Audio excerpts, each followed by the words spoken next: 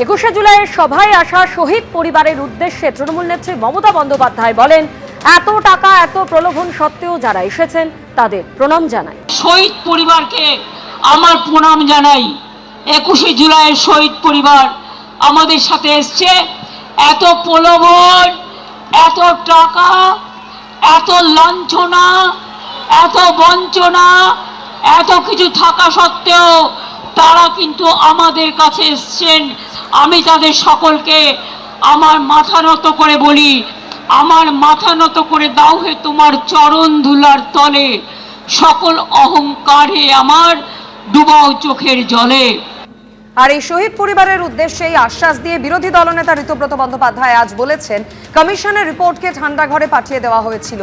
জাতীয় নির্বাচন কমিশন আমাদের পক্ষে সিদ্ধান্ত দিলে প্রতি মাসে শহীদ পরিবারকে মাসে 10,000 টাকা করে দেব।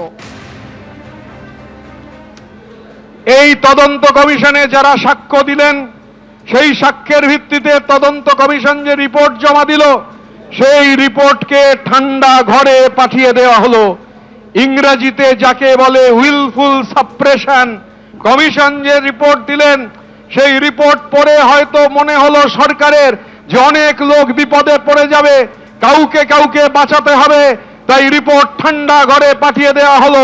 কমিশন বলেছিল শহীদ পরিবারদের 25 লক্ষ টাকা করে দিতে হবে, যারা আহত হয়েছেন তাদের 5 লক্ষ টাকা দিতে হবে।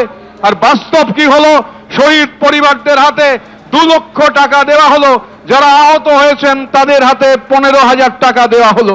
আমরা আশাবাদী যে তৃণমূল কংগ্রেসের নাম, তৃণমূল কংগ্রেসের প্রতীক, তৃণমূল কংগ্রেসের যা কিছু আছে তা অরূপ রায়ের নেতৃত্বাধীন তৃণমূল কংগ্রেস পাবে।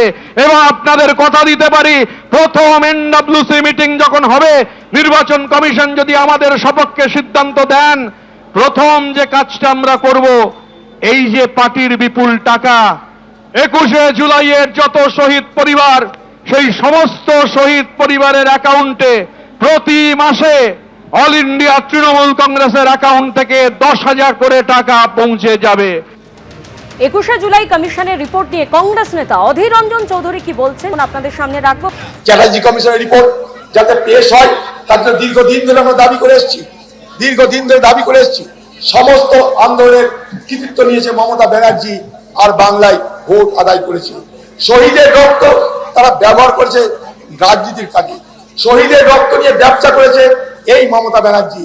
সেই দিনও আমাদের নেতারা, স্বর্গীয় প্রিয়ন দাস থেকে আরম্ভ করে প্রদীপ ভট্টাচার্য থেকে বিশুদা, সবাই কিন্তু সেই আন্দোলনে সামিল হয়েছিল। আমি সামিল হইনি, কারণ আমি তখন ছিলাম না, আমি পালিয়ে গেছিলাম বেঙ্গল ছেড়ে।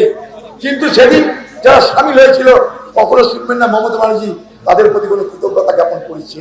এবিপি আনন্দ, এগিয়ে থাকে, এগিয়ে রাখে।